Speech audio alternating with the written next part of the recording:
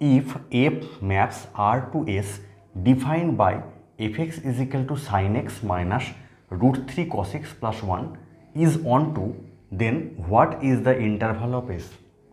আমাদের একটি ফাংশন দেওয়া আছে fx, fxটি হলো এই ফাংশনটি sin x minus root 3 cos x plus 1।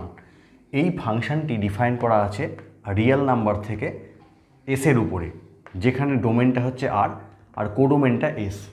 এই ফাংশনের একটি বিশেষ বৈশিষ্ট্য দেওয়া আছে, সেটা হচ্ছে অন টু। তাহলে বলছে এই ইন্টারভাল s এটি কি হবে?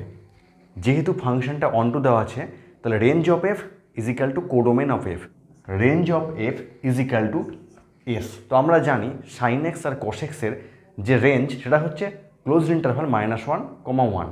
এটাকে ইউজ করে আমরা এফএক্স এই ফাংশনের রেঞ্জ বার করব। প্রথমে আমরা ইন জেনারেল একটি ফাংশন নেব, সেই ফাংশনের রেঞ্জ বার করব, তারপরে সেখান থেকে আমরা এফএক্সের রেঞ্জ বার করব। ধরলাম ইন জেনারেল ফাংশনটি হলো gx is equal to a sin x plus b cos x plus c। যদি আমরা পুট করি a is equal to 1, b is equal to minus root 3 and c is equal to 1, তাহলে আমরা কি পাবো? gx সমান পাবো sin x minus root 3 cos x plus 1। দেখো এটাই হচ্ছে fx। প্রথমে আমরা এইটুকু পোর্শনকে সাইন অথবা কসের আকারে লিখতে চাইছি। ধরলাম a সমান r cos থিটা এবং b সমান r sin থিটা। এটা যদি পুট করি এখানে, তাহলে gxটা পাবো এরকম, gx is equal to r cos theta sin x plus r sin theta cos x plus c।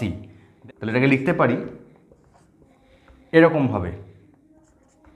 দেখো sine A cos B plus cos A sine B, অর্থাৎ সাইন এ প্লাস বি এর formula. তাহলে এটাকে আমি লিখতে পারি R sine x plus theta plus C এই আকারে।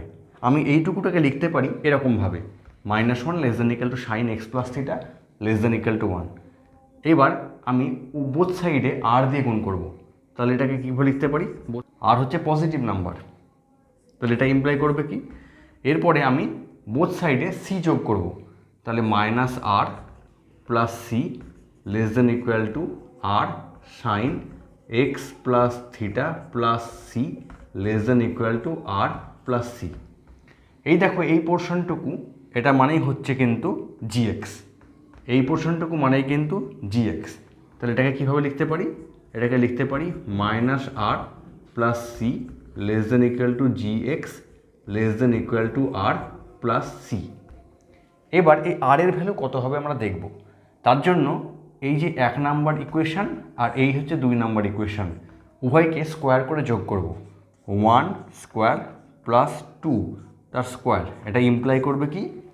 এটা ইমপ্লাই করবে A square plus B square is equal to R square into sine square theta plus cos square theta.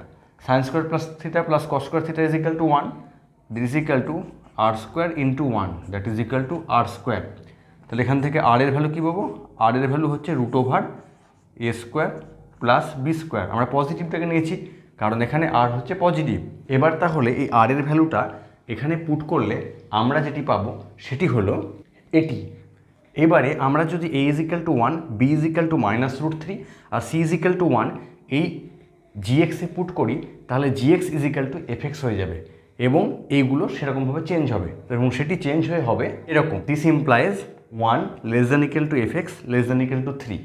তার মানে range of FX is equal two closed interval 1, 3 এবং range of FX মানে হচ্ছে S, কারণ F হচ্ছে on two, অর্থাৎ this is equal two S. তার মানে আমরা কি পেলাম? এস এই সেটটা হচ্ছে ক্লোজড ইন্টারভাল 1, 3।